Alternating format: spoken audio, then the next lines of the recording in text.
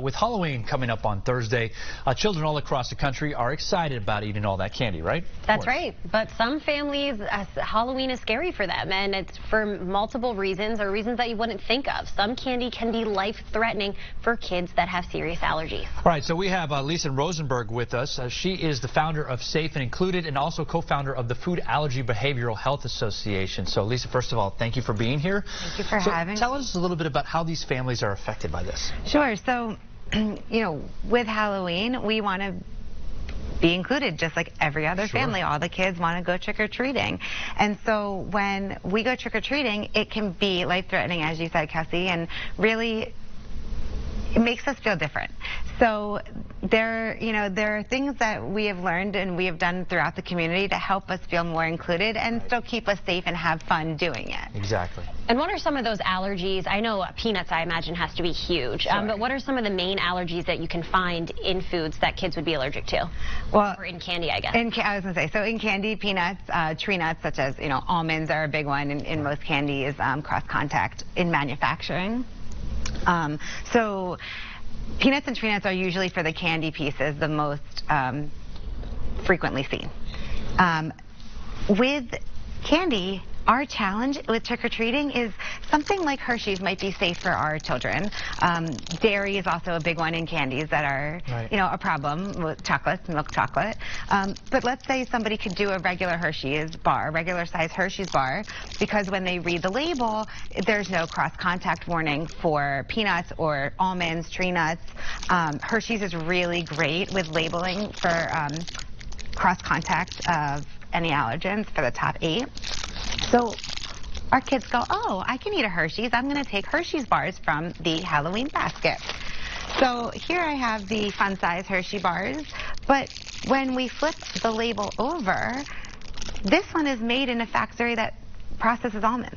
Right. So we, as families, our children often, they're not thinking. They grab Hershey's bars from the pumpkin or the treat basket, and we don't have a label, right? Because this package is open. Exactly. So we, as parents, can't check, is it made from a factory with almonds, or is it safe for our kids to eat? Right. So now we have that challenge. A very important point, because a lot of these candy bars can be made in several different places. Yeah. So how do we educate families and kids about this? Because obviously, it's, as you said, it's the idea here is to be included in these fun times during the holidays. Yeah. And so you want people to be able to be educated and still experience the fun. Sure. Right.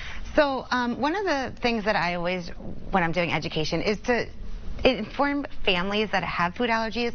You always need to carry your epinephrine auto-injector. So you never know when emergency can arise, even if you're not eating along the way. Right. If you're in a wagon with kids that are eating along the way and you're not, your child, is playing with them, and they might, little kids like to pick their nose, so they go put their fingers in their nose, and that's ingestion, right? So that can cause a life-threatening allergic reaction. Right. So always carry your epinephrine auto-injector. We want to encourage kids not to eat along the way to reduce that risk. So they're to be able to go through the food before they ingest it, right? Right. Yeah. And even, like I said, if their friends are eating, it can put them at higher risk for a reaction. So to just encourage everybody not to eat and really just trick-or-treat and enjoy the trick-or-treating and focusing on that. Offer non-food treats, and I know we're going to talk about that in a little bit, about what's available in our area.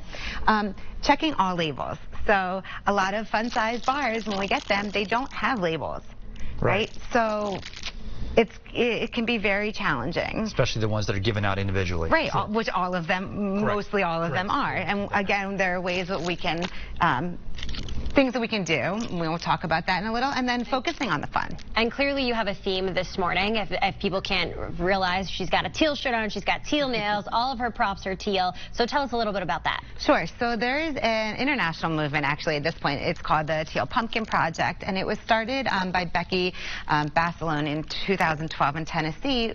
She wanted to really make sure her children were included. They had food allergies, and so teal is the pumpkin of food allergy awareness.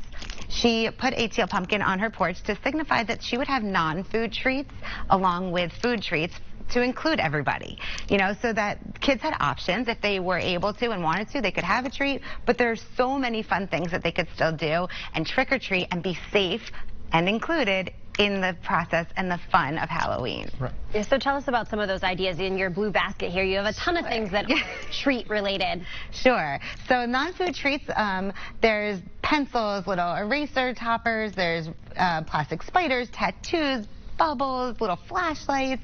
I know Fact has the Teal Ghost. They have non-food fund campaigns. So for Halloween, they had partnered, I believe, with Walmart to do, pre-packaged bags of non-food treats that families can easily access and buy, and they're reasonably priced to include everybody. Right, and you can have some of these treats just available with your candy as well, just in case. Exactly, and that's what, like, you can put aside. You don't have to get a teal pumpkin. They do have them. I know, like, Target sells them, and other areas sell teal pumpkins. You could spray paint your own, or you could even just put a sign on the house that says it's a teal pumpkin house or a teal ghost house. Great idea. Everyone should have a chance to experience Halloween. And those are fun treats, too. Yeah. They might be candy, but I like those tattoos. Each year, I have to say, my non-food treats typically go before my food treats. There you go. Yeah. Lisa, thank you so much. Great ideas. Thank you. I so appreciate it. Thanks for having me. Take part. Everyone should be included. All right, coming up for you this morning, Rich Demir.